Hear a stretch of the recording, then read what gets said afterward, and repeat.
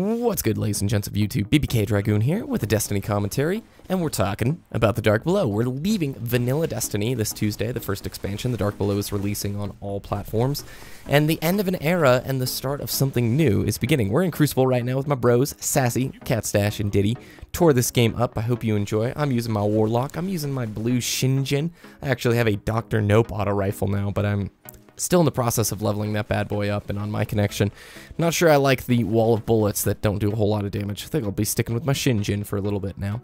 So, Vanilla Destiny, how did this game sit with me after 3 months? Well, I'm just going to list a few things out for you that have become very apparent to me in the last few weeks. Number one, a very smooth launch. This was the smoothest launch I think I have experienced this year.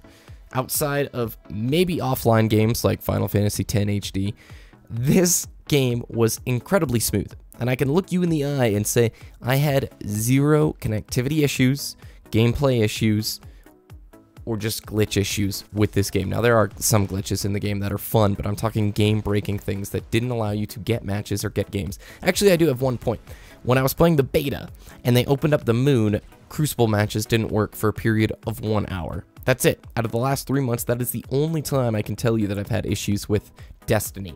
And that is unbelievable to have a launch this smooth. I don't know what Destiny's doing over there, what Bungie has in their water, but could you please spread that around? Because after the colossal disappointment that was the Master Chief Collection launch, it is a very keen reminder of how nice it is to have a smooth launch. We take it for granted far too often. I know I do. Wasted super. That was terrible. And we'll get to see on Tuesday if the Dark Below is just as smooth. Knowing Bungie, I think it is. I trust him pretty well. Shoulder charge, I do not like you. It's an annoying trait, my friend. An annoying trait. Anyway, I'm sure Warlocks seem super annoying to people who aren't Warlocks. He just threw a Nova Bomb, bro. Number two, weekly updates. So we've been running the Destiny podcast now for 22 weeks, which is about 12 weeks where the game's been out. For every single week, we have received a weekly update from Deej and changes to the game.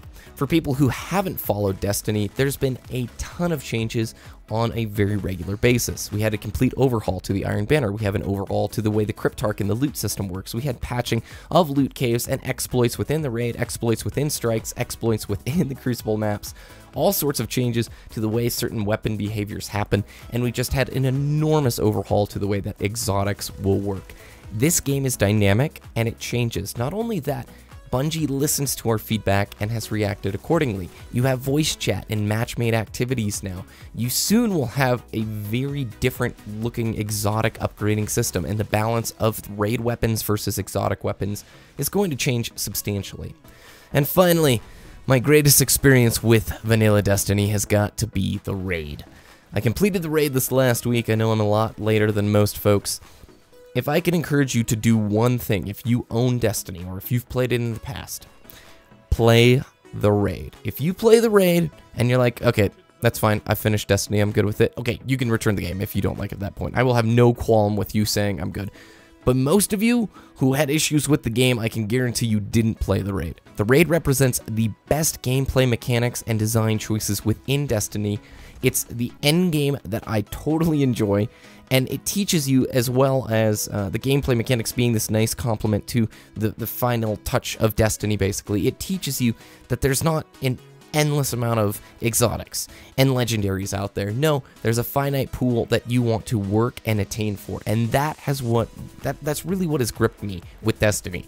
Yes, you do similar activities over and over again, but the gunplay and the mechanics of just moving are phenomenal, and you pair that with an addictive loot system, and you're there. If you're not a loot person, if you listen to this and you have no idea what the Found Verdict is, or Dr. Nope, or Invective, or Thorn, then you probably aren't addicted to the level that endgame Destiny player is.